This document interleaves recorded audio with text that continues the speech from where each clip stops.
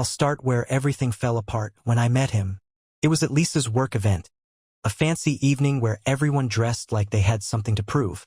Lisa had this new energy about her. Way more enthusiastic than usual, and she'd spent an unusual amount of time getting ready that night. Her hair was perfect. She'd chosen her favorite dress. And there was this spark in her eyes that I hadn't seen in ages. I thought it was nice, really. I figured maybe she was excited for me to meet her colleagues, to finally let me into her work life. We walked in, and from the start, something felt wrong. She kept glancing around the room, barely introducing me to anyone before darting off to the next person. I almost had to jog to keep up with her. Eventually, I found myself standing alone, holding 2 drinks and feeling like a forgotten part of the night. Then, out of nowhere, a guy I didn't recognize walked up to me, grinning like he already knew me. I'd later find out his name was Mark. The guy looked a little too confident, maybe a few drinks ahead of the rest of us, and he seemed to be talking more to himself than to anyone else. "So, you're Lisa's +1 tonight, huh?" he asked, like he'd uncovered a great mystery. His tone was casual but a bit too familiar. I just nodded, trying to figure out what was so funny about it. I said, "Yeah, we'd been married a while." "Ah, married life." He laughed and shook his head. "Can't say I've got that patience. But hey, I've got someone at work, too. Keeps it interesting. A little secret, you know?" He smirked, looking around to make sure no one else was listening. "She's married, actually. But that just adds to the thrill, right?" There was this flash of realization, a flicker of something too close for comfort. But he didn't stop there. No, he kept going. He leaned in closer, his voice dropping, and there was this strange spark in his eyes. "I mean, she acts all innocent at work," he went on, chuckling to himself. "But trust me, after hours, let's just say there's a lot more to her. You'd never guess it from her buttoned-up act in the office. Drives me nuts." I forced myself to laugh, but my mind was racing. Maybe it was just a weird coincidence. Or maybe not. The moment he said it, my mind was already spinning, dissecting every word. But I kept my face neutral, watching him, sizing him up. Mark didn't notice, though. He was too deep in his drunken story, caught up in his own smug satisfaction. And I was already wondering, was this her? My wife, Lisa, was private about her work life, but this felt like more than just work secrecy. "Married woman, huh?" I said, keeping my tone casual. "Doesn't that get complicated?" Mark laughed and shrugged, tipping his glass. "You'd think so, right? But nah. I don't know, she's different. Keeps it easy. Smart, sly, you know? Keeps me guessing." He looked off, his face clouding with what almost looked like pride. "She even has this whole good girl image. But man, you should see her after a few drinks." The air felt tight, suffocating. The way he talked about her, it felt like he was revealing something dangerous, something meant to stay in the dark. I kept my expression cool, but my mind was racing, trying to grab hold of the sick, twisting feeling building in my gut. "So, this mystery woman of yours?" I leaned in, trying to keep my voice steady. "You don't worry about her husband finding out?" He laughed again, louder this time, like I'd made the best joke of the night. "Nah, man. She's got him wrapped around her finger. I don't think he even has a clue. She knows exactly what to say to keep him off her scent. Damn, she's good." He looked almost impressed, like he admired her ability to keep this double life going. I felt the world shift. My hands clenched around my glass as I forced myself to stay in the conversation, not giving anything away. If Mark saw a hint of suspicion, he'd sober up, start asking questions. So I stayed cool, nodding along, like I was fascinated with his story. But in my mind, every casual line he dropped painted a clearer picture. A picture I couldn't look away from, no matter how hard I tried. The private business trips, her sudden fascination with her appearance, those late nights where she claimed she was working.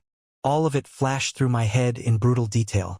I was drowning in this new reality, but I kept my face calm, even as Mark turned back to the bar, satisfied with his drunken confession. He'd already moved on, chatting up someone else, leaving me there alone with his words cutting into me. I could barely breathe as I watched him blend back into the crowd, oblivious to the bomb he just dropped on me. My hands felt numb, still gripping my drink, but I couldn't even taste it anymore. My mind was already racing with 1,000 questions. Did he know it was Lisa? Or was this just some messed up coincidence? For the rest of the night, I stayed sharp, watching her every move. Lisa was busy laughing with her colleagues, that same spark in her eye, like she was in on some big secret. She'd look over and flash me a smile, all casual, but now that smile felt like it was hiding something. Each laugh, each glance had a different meaning now, and I couldn't stop analyzing every second of it. She drifted over to me after a while, slipping her arm around my waist and asking if I was having fun. Her eyes searched mine, but I gave her nothing, just shrugged and played along. "Who's that guy, Mark?" I asked casually, tilting my head in his direction across the room. Lisa's face didn't even flinch. She just laughed lightly and rolled her eyes. "Oh, he's one of the marketing guys. Bit of a loudmouth after a few drinks. Isn't he?" She said it so effortlessly, so calmly, like he was no more than a random coworker. But I could see it, right there. A flash in her eyes, just for a second, something guarded. I let it go, playing the clueless husband, but my mind was already on high alert. As the night went on, I noticed she'd disappear every now and then, off to grab another drink or catch up with a friend. Each time, I'd catch myself looking around the room for Mark, checking to see if he was missing too. Sometimes he was, sometimes he wasn't, but it didn't matter, because now, no matter where they were or what they were doing, I knew something had shifted, that everything wasn't what it seemed. I felt like I was losing my grip on reality. Every casual interaction between them twisted into something more sinister in my mind. But the worst part was this unsettling feeling in my gut, a feeling that I'd somehow known, deep down, for longer than I'd admit. The lingering doubts I'd ignored for months, all snapping into place now, one after another. That night, on the way home, I could barely hold back. I wanted to confront her, demand answers, but I forced myself to wait. I needed proof. I couldn't risk her turning this on me, saying I was being paranoid. So I drove in silence, Lisa beside me, humming to herself like nothing was wrong, like we were still us. When we got home, she gave me a quick kiss on the cheek and wandered off to bed.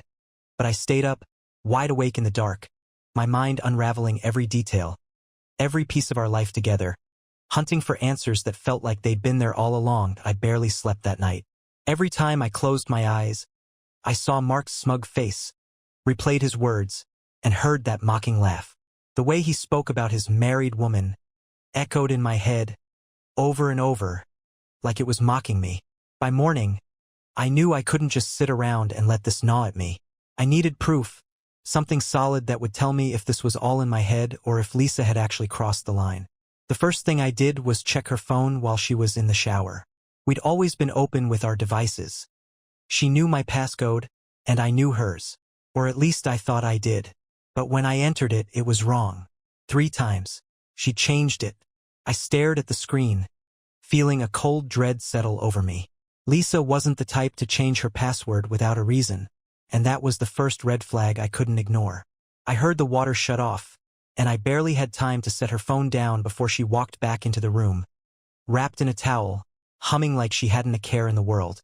She caught me looking at her phone, but instead of getting nervous, she just gave me this playful smirk. "Looking for something?" she teased, drying her hair. I forced a laugh, shrugging it off. "Just needed to check the time. Must have forgotten your new code." "Oh, did I change it? Weird, must have been ages ago." She didn't even blink as she said it, but there was a glint in her eye that wasn't there before. She was playing this off like it was nothing, but I knew it wasn't. All day, I watched her, looking for any excuse to catch her slipping up. She acted normal, casual, almost too casual. Meanwhile, my mind was spinning. I started thinking of all the things I'd ignored, like those nights when she'd come home later than usual, the frequent business trips she'd suddenly been assigned, and that new burst of confidence she seemed to have. Pieces of a puzzle I hadn't even realized I was putting together. That evening, she announced she'd be working late again. Another urgent project deadline. She barely looked at me as she said it, already gathering her things and throwing on her coat like she was in a rush. "Don't wait up," she said, flashing me a quick smile before heading out the door, and just like that, she was gone. The second she left, I grabbed my keys and followed her. I don't know what I expected, but I knew I couldn't just sit at home, wondering if she was meeting him. My heart was pounding as I tailed her car through the city, keeping enough distance to stay out of sight. My mind was racing, wondering what I'd do if I actually found them together. Eventually, she pulled up to a bar across town. Not her office, not anywhere she'd usually go.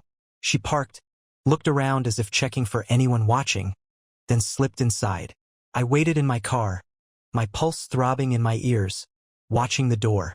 Not even 5 minutes later, Mark strolled up to the bar, glanced around, and slipped in behind her. I could feel my stomach twist as I watched it all unfold in front of me. Everything confirmed in that one moment. All those doubts, all those hints I'd brushed off, they all came crashing down on me at once. There was no mistaking it now that I sat there in the car, gripping the steering wheel so hard my knuckles turned white. I kept thinking maybe I'd gotten it wrong. Maybe it wasn't what it looked like. But I knew. Deep down, I knew. After about 20 minutes of wrestling with myself, I decided I couldn't just sit there waiting for them to come out together. I needed to see this for myself, face them if I had to. Heart pounding, I stepped out of the car, trying to steady my hands as I walked toward the bar. Inside, the place was dim, loud, packed with people unwinding from their day. I scanned the crowd, my eyes sweeping over each table, every corner, until I finally saw them. They were tucked into a booth at the far end, barely visible in the low light. She was leaning toward him, smiling, that same bright, lively smile she'd once saved for me. Mark was close to her, way too close, talking in a low voice, his hand resting on the back of the booth just inches from her shoulder. And then, as if it were nothing, she reached out, put her hand on his and laughed softly. My stomach dropped. There was no denying it now. The way she looked at him, like he was her whole world in that moment, was a look she hadn't given me in months. I felt my legs moving on their own, pulling me closer to their booth. A part of me wanted to yell, wanted to demand an explanation, make a scene. But something in me held back. Maybe it was the shock, or maybe it was the need to see how far they would go, how deep her betrayal actually ran. I stopped just close enough to hear them without being noticed. "Can you stay a little longer tonight?" she was saying, her voice soft, almost pleading. "I don't want to go home yet." He chuckled and took her hand, lacing his fingers through hers like it was the most natural thing in the world. "I've got all night for you, babe. You know that." They were so absorbed in each other that neither of them noticed me standing just a few feet away, frozen in place. I couldn't take my eyes off them, watching as she looked at him with a mix of excitement and affection that twisted the knife even deeper. It was one thing to suspect it, to imagine she was with someone else. But seeing it, right there in front of me, was like watching my entire life fall apart in slow motion. After a few minutes, they got up, laughing, and headed toward the door, still hand in hand. I backed up, ducking behind a corner as they passed by, her laughter echoing in my ears. She had no idea I was there. No idea her secret was out. I stayed there, in the dim light of that bar, watching them walk out together, as if they had no one else in the world to answer to. And at that moment, something inside me snapped that as I stood there in the bar, my mind raced with a cold, calculating clarity. It was strange. I'd expected to feel rage, maybe heartbreak. But instead I felt calm, like everything had shifted into focus. And I knew exactly what I needed to do. I stepped outside, watching from a distance as they walked down the sidewalk, oblivious to me or to anyone around them. She was holding his arm, laughing freely, her head leaning close to his shoulder. The image burned into my memory, solidifying the betrayal. I knew I had to confront her, but it couldn't be here, not in some random bar where she could brush it off, pretend it was nothing, or worse, turn the blame on me. No, this confrontation would be on my terms. And I needed proof, undeniable evidence, something that would leave her no room for excuses, no chance to twist the story. I followed them at a safe distance, watching as they strolled into a quiet neighborhood a few blocks away. It felt surreal, like I was watching a scene from someone else's life. They stopped in front of an apartment building, laughing as they fumbled for the keys, then slipped inside. I stayed outside, noting the address, the apartment number they entered, every detail locked in my mind. This wasn't just a random affair. It was premeditated. She had a separate life here, a place they went together like they were a couple.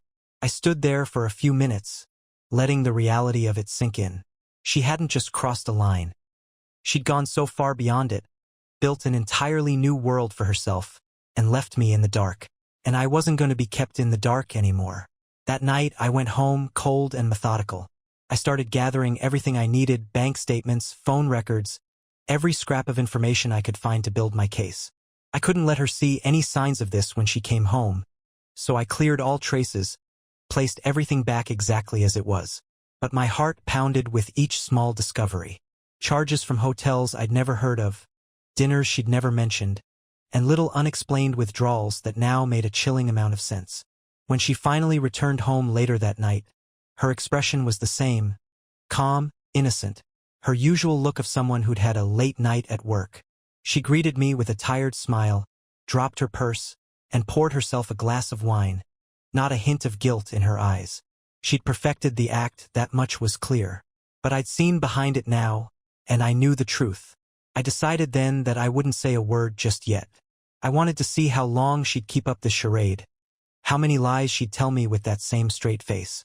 I'd gather everything, set my trap, and wait until she had nowhere left to hide. And when I finally confronted her, she'd have no way out. The days that followed were excruciating. Every morning, I'd watch her go through her usual routine as if nothing had changed. She'd wake up, kiss me on the cheek, and ask about my day's plans, all while spinning her own web of deceit, each day digging herself in deeper. And I'd play along, acting as if I didn't know, keeping my tone casual, hiding any trace of suspicion. The worst part was seeing how effortless her lies had become. She'd glance at her phone during dinner, subtly hiding the screen, or claim she was headed out with the girls, when I knew exactly where she'd be. Each excuse, every time she left the house late, added another nail in the coffin. She was so brazen, so comfortable, that it was almost like she wanted to get caught. One evening, as she was getting ready to meet her team for drinks, I decided to test her. She was in front of the mirror, carefully applying her makeup, her eyes focused, her expression steady, as if tonight was just another routine part of her life. "You're going out again?" I asked, casually leaning against the doorframe. "Didn't you just have a team meeting yesterday?" For a split second, I saw it. The flicker in her eyes, a tiny stumble in her composure. But she recovered fast, giving me a playful smile as she zipped up her dress. "Oh, you know how they are," she said with a casual wave. "It's all about team bonding these days. Mandatory fun." She laughed, and for a moment, I almost believed her, almost let myself get swept up in her little story. But I knew better now. Well, don't stay out too late," I said, watching her closely. "I thought maybe we could plan something together tomorrow night." She looked back at me in the mirror, her expression softening, as if she was considering it. "I'll try not to, but it might be a late night." Another lie, smooth as silk. She left soon after, her perfume lingering in the hallway, and I felt the anger simmer, controlled but fierce. I had been collecting all her lies, all her stories, lining them up in my mind like dominoes. I could see every way she had manipulated me, twisted my trust into her own advantage. And I knew exactly where she was going tonight. Back to that apartment with Mark, where she thought she was safe. Once she left, I grabbed my keys and followed her again. I didn't just want proof anymore. I wanted to see her face when she realized it was over, that I had been watching her unravel her own life, lie by lie. This time, I didn't wait outside. I wanted to see everything, to be undeniable. I parked around the corner, walked up to the building, and waited until I saw the light in that familiar window flick on. With steady hands, I pulled out my phone, camera ready, documenting everything: the address, the time, the names on the buzzers, everything that would paint the truth in full color. Then, I did something that made my pulse race. I pressed record and walked up the stairs. When I reached their door, I stood there, listening to her laughter from inside, carefree, full of life. And then I knocked. The knock echoed down the hallway, loud and final. Inside, the laughter stopped abruptly, replaced by a tense silence. I stood there, heart pounding, waiting. Footsteps shuffled behind the door, and then it swung open. Lisa's face went pale the instant she saw me. Her mouth opened, but no words came out. Behind her, Mark was frozen, his expression quickly shifting from surprise to a guilty unease. He looked between us, already piecing together what was happening, but he stayed quiet, almost as if he hoped he could blend into the background and disappear. "Mind if I come in?" I asked, my voice steady, but the anger simmering just below the surface. Lisa stammered, barely able to get out a coherent word. What are you doing here?" "Oh, just thought I'd stop by since you're always working so late," I said, stepping past her into the apartment. My eyes scanned the room, taking in the scattered wine glasses, the dim lighting, and the little details that made it clear this wasn't some work meeting. This was their place, their hideaway, and every inch of it felt like another betrayal. Mark tried to gather himself, clearing his throat. "Look, man, I didn't know you were. Didn't know I was what?" I cut him off, locking eyes with him. "Her husband? Or did you just not care?" He opened his mouth to respond, but no words came out. He looked to Lisa, almost pleadingly, as if she could somehow fix this mess. But Lisa was still staring at me, her face a mixture of shock and panic. "This is where you've been working late, huh?" I said, looking back at her. My voice shook a little despite my best efforts to stay calm. "This is why you've been sneaking around, lying to my face, making up all those excuses?" Lisa blinked rapidly, like she was trying to find a way out, but her silence spoke louder than any excuse she could have come up with. Finally, she managed to say, I can explain." "Oh, I'd love to hear it." I crossed my arms, watching her struggle, waiting for the pathetic defense she was about to deliver. She took a shaky breath, reaching out toward me, but I stepped back, and she let her hand drop. "It's just, things haven't been the same between us," she started, her voice trembling. "I felt distant and I didn't know how to talk to you about it. And then I met Mark and he listened. He made me feel." I laughed, a bitter, hollow sound that echoed in the room. "He listened? That's your excuse? You felt distant, so you decided to start sneaking around behind my back instead of talking to me? This is how you fix things." She looked down, unable to meet my eyes, but I wasn't done. I turned to Mark, who was standing there, fidgeting, still trying to make himself small. "And you," I said, my voice sharper, "you knew she was married. You knew exactly what you were doing, and you just didn't care, did you?" He swallowed, glancing between us. "Look, I didn't. Save it," I snapped, cutting him off again. "You're both lying, selfish cowards. The two of you deserve each other." I turned back to Lisa, who was blinking back tears now, her face full of regret, but I wasn't buying it. Not after all the lies, all the nights I'd sat at home wondering where she was, all the trust she'd shattered without a second thought. "I want you to pack your things," I said, my voice cold, final. "I want you out of our home by tomorrow. I'm done." The words hung in the air, heavy and absolute. For a moment, neither of them said anything, stunned by the reality of what they'd lost in their selfishness. And as I turned to leave, I felt a strange, liberating calm settle over me. The truth was out, and I was finally free of her lies. That I walked out of that apartment without looking back, feeling a strange mix of devastation and relief. The truth was brutal, but at least it was out, laid bare for everyone to see. As I got into my car, I realized that, for the first time in weeks, I didn't feel the constant ache of suspicion. The lies, the doubts, the nights lying awake wondering where she was. They were over, and with that came a strange, hollow calm. When I got home, the silence was overwhelming. Our house, once filled with shared memories and quiet routines, now felt empty, as if she'd already vanished from it. Every little thing I looked at, the framed photos, the clothes in the closet, the mug she'd left on the counter, was tainted by her betrayal.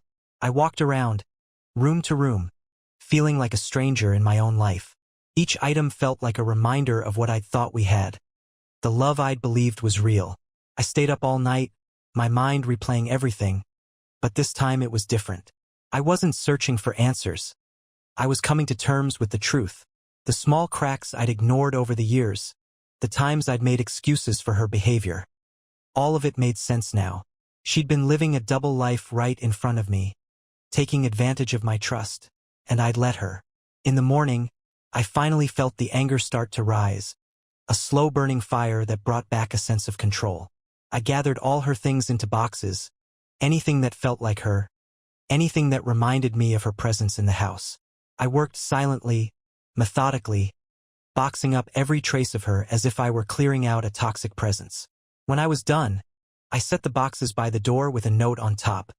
Pick up your things. We're finished. A few hours later, my phone buzzed. A text from Lisa. She wanted to talk, to explain, as if there was any explanation that could undo what I'd seen. I ignored it, then another message followed, and another. They shifted from apologetic to pleading, her words desperate, claiming she'd made a mistake, that she could change, that we could work this out. But every word only fueled the anger, reinforcing that she thought she could control the narrative, manipulate me just one more time. Around noon, she showed up at the door, eyes red, her face pale. She started talking before she even stepped inside, but I held up a hand, stopping her. Your things are there, I said, gesturing to the boxes. Take them and go. Please, just listen to me, she whispered, her voice cracking. It was a mistake. I don't even know what I was thinking. I still love you. You don't get to say that. I interrupted, my voice steady but cold. Love? Is that what you call sneaking around, lying to my face, hiding some second life? If you loved me, you'd have been honest. But instead, you threw everything we built away for him. She opened her mouth, but for once, she seemed to have nothing to say. There was a silence between us, a heavy, undeniable finality. And in that silence, I felt the last remnants of whatever I'd once felt for her slip away. She'd made her choice, and now I was making mine. Take your things and leave, I said again, more firmly this time. We're done. With that, I turned and walked back inside, closing the door behind me.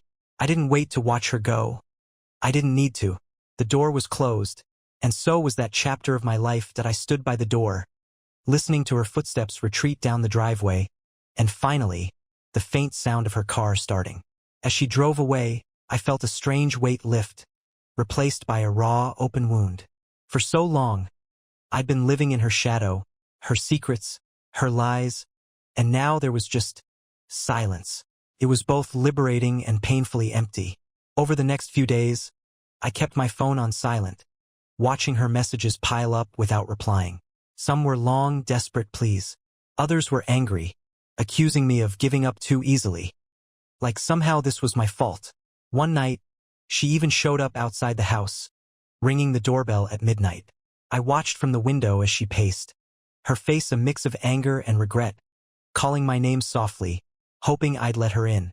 But I stayed hidden, invisible, refusing to give her the satisfaction of even a glance.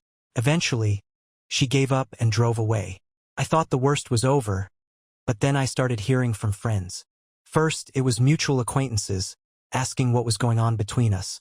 They'd heard things, apparently from Lisa, who was spinning her version of the story before I even had a chance to breathe. According to her, I'd been a distant, neglectful husband, too wrapped up in my own life to care about hers. She painted herself as the victim, cornered into the affair because I'd left her feeling unloved, like she had no other choice. Hearing that hurt more than I expected.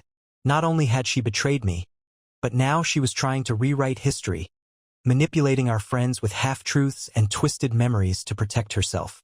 It was as if she couldn't stand the idea of facing the consequences without dragging my name down with her. One evening, my best friend, Jake, called, his voice filled with hesitation.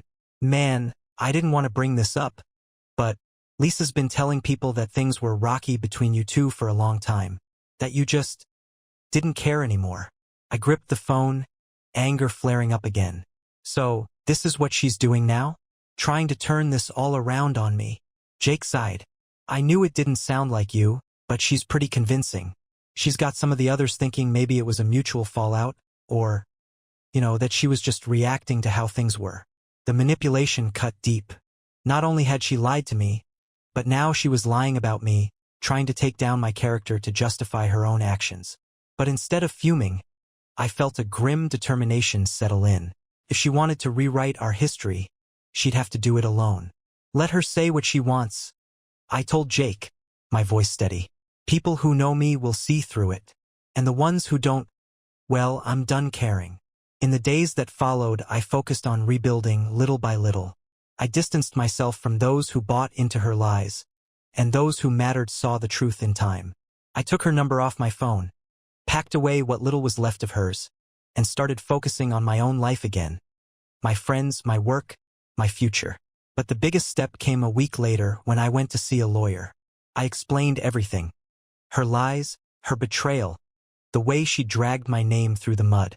He listened quietly, nodding, before asking, "Are you ready to let her go completely?" "Yes," I said, more certain than ever. "It's over." As I walked out of his office, I felt something I hadn't in a long time. A strange, hopeful peace. The chapter was closing, and I was finally free. A few days after meeting with the lawyer, I filed for divorce. I knew it would hit Lisa hard. She hadn't stopped calling or texting, alternating between apologies, pleas, and accusations. Each message seemed more desperate than the last, like she was slowly realizing the reality of what she'd done. And filing for divorce meant she could no longer ignore that this was happening, that she'd crossed a line she couldn't uncross. The news spread fast. Within days, I started getting messages from family members, both mine and hers. Lisa's sister, Rachel, reached out first. She had always been a bit of a wild card, but she was one of the few people I could trust to be straight with me. "Hey," her message read, "just heard about everything. I don't know what Lisa's telling you, but I had no idea she was seeing someone else. I'm so sorry, honestly. You didn't deserve this." Her message caught me off guard.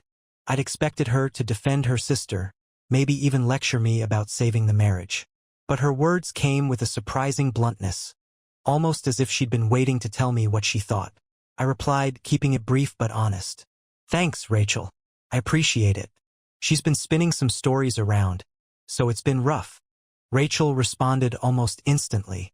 "I'm sure she is. She's always had a way of twisting things to suit her. Just know that some of us see through it. You don't owe her anything, not after what she did." It was strange, reading her words, feeling a sense of validation from someone on Lisa's side of the family. But it also confirmed something I'd sensed all along, that Lisa's behavior was no isolated act. She'd had this side to her, one I'd ignored or overlooked, thinking it was just her charm or ambition. Over the following weeks, Lisa's desperation only grew. I blocked her number after she left a dozen voicemails in a single night, each one more frantic than the last. She'd apologize, then rage at me, accuse me of giving up too easily, claim she could change if I just give her one more chance. But it was too late. I was past the point of return, and nothing she said could undo the damage. But Lisa wasn't done yet. One evening, I returned home to find her standing on my front porch, waiting for me. I almost turned back, but I couldn't keep running forever. I took a deep breath, steadied myself, and approached. The second she saw me, she rushed over, her face a mix of anger and desperation. "Why are you doing this?" she demanded, her voice trembling. "We can fix this. I can fix this. You're just throwing everything away over one mistake." "One mistake." I shot back, my voice cold, steady. "One mistake is an accident, Lisa. What you did was a choice, a series of choices. You lied to me, you hid things, you built an entire life behind my back. And now that you're facing the consequences, you're trying to twist it all on me." She looked taken aback, like she hadn't expected me to be so blunt. But I'd held my silence long enough, and I was done letting her control the narrative. "Why couldn't you just talk to me?" I asked, the question slipping out, carrying the hurt I'd buried beneath the anger. "If you were unhappy, why not tell me instead of tearing us apart like this?" She opened her mouth, struggling for words, her face softening with something that almost looked like remorse. "I don't know," she whispered, looking away. I didn't want to lose you." "Well, you did," I replied, my voice low, final. "And that's on you." She started to say something else, but I held up my hand. "Lisa, it's done. There's nothing left to talk about. You need to move on." "I know I am." With that, I turned and walked inside, closing the door firmly behind me. I heard her footsteps retreat after a few moments, fading into the night. For the first time, I felt like I was standing on solid ground again. Her chapter in my life was finally closing, and the weight of it was finally lifting. I was free, truly free. After that last encounter, I didn't expect to hear from Lisa again. I'd set my boundaries, made my stance clear, and for the first time in weeks, I felt like I had my life back. The days started to feel normal again, quiet, but stable. I found new routines, even started seeing friends more, rebuilding parts of my life I hadn't realized I'd let slip away. Then, one evening, just as I was settling in with a book, there was a knock on my door. It was late, and I wasn't expecting anyone. My first thought was that Lisa had come back, ignoring every word I'd said. I sighed, bracing myself for yet another confrontation. But when I opened the door, I was met with an entirely different face. It was Mark. I stood there, stunned, for a few long seconds. He looked as rough as I felt. His hair unkempt, shadows under his eyes. He shifted nervously on my porch, clearly unsure how to start. I could feel the anger welling up immediately. The last person I wanted to see, the one person who had managed to destroy everything, was now standing on my doorstep as if he had something to say. "What the hell do you want?" I asked, keeping my voice low, controlled, but barely. He took a deep breath, his eyes avoiding mine. "I know I'm probably the last person you want to see right now, and I get that, but I needed to come here." He hesitated, glancing down at his hands. "I just wanted to tell you. I didn't know you.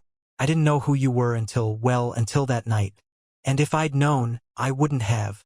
"Oh, save it," I interrupted, shaking my head. "You didn't care. You both knew exactly what you were doing. So why are you here now?" Mark winced, looking almost guilty. He ran a hand through his hair, then met my gaze.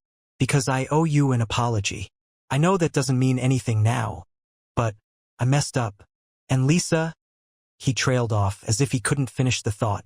"Lisa lied to me too. She told me things about you that made me think it was okay, that you were checked out, that you didn't care.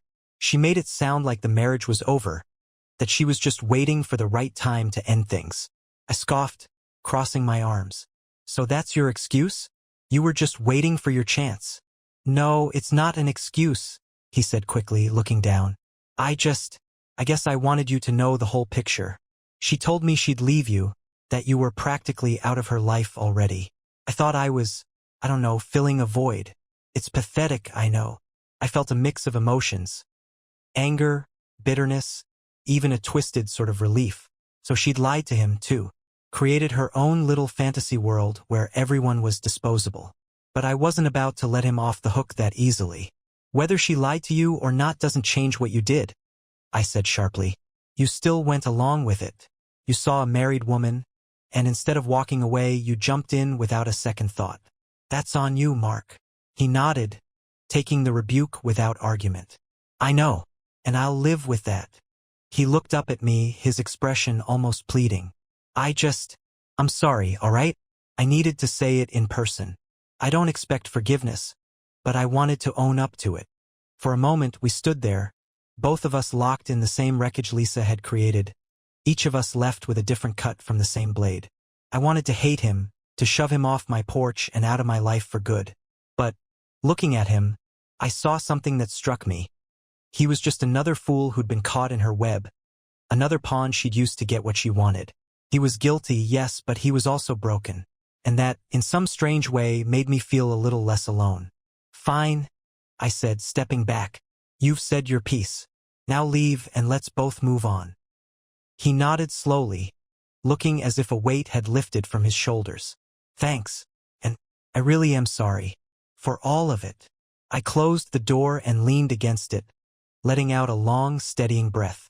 For the first time, I realized that Lisa hadn't just betrayed me. She deceived everyone in her life, leaving a path of destruction wherever she went. I was finally free of her games, and somehow, knowing I wasn't the only one who'd been misled, manipulated, it eased some of the sting. Mark left that night, and I knew I'd probably never see him again. I was finally ready to let go of the anger and start rebuilding, piece by piece, a life that was fully my own. After Mark's visit, something shifted in me. I felt a strange sense of closure. The betrayal, the lies, the anger. All of it had reached its peak and was starting to dissolve, leaving something clearer, something simpler behind. I was done. Done with her lies, done with the questions, done with looking back. I could finally start looking forward. Over the next few weeks, I threw myself into rebuilding a life that had nothing to do with Lisa. I reached out to friends I hadn't seen in months, even years, friends I drifted away from while trying to keep up with her hectic, chaotic lifestyle. I poured energy into my work, picked up old hobbies that had gathered dust, and spent more time with family. I even started going to the gym again, pushing myself in ways that reminded me of who I was before she'd come into my life and turned it upside down. At first, there were small, unexpected pangs. Moments where I'd reach for my phone, almost instinctively, to tell her something, or glance at the empty side of the bed and feel a rush of loneliness. But over time, the feeling started to fade. Each day, I felt myself growing stronger, more confident, slowly regaining the person I'd been before her deceit had clouded everything. Then one afternoon, as I was sorting through some old boxes in the attic, I found a photo album from our early days together. There we were, grinning at each other, hands locked, faces full of excitement and promise. I stared at those photos for a long time, studying the details. I realized that I didn't recognize those people anymore. The man in those photos was naive, too trusting, blindly optimistic. He had no idea what was coming. No way of knowing that the person he loved would betray him so completely. But there was no anger, no regret in looking back. I felt a quiet acceptance, a sad understanding that sometimes people change and relationships decay, even when you give them everything you have.